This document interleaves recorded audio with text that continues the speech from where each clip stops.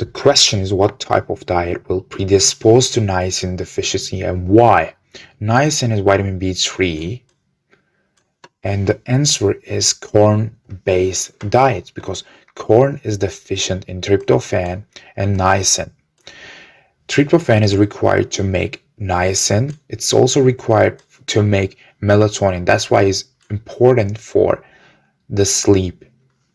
Let's talk about a disease called Pellagra. Pellagra is a systemic disease that results from severe vitamin B3 deficiency.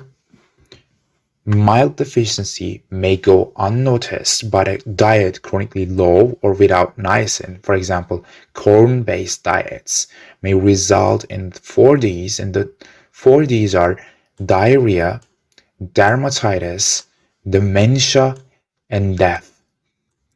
So thanks for watching. Don't forget to watch our video about heart-knob disease.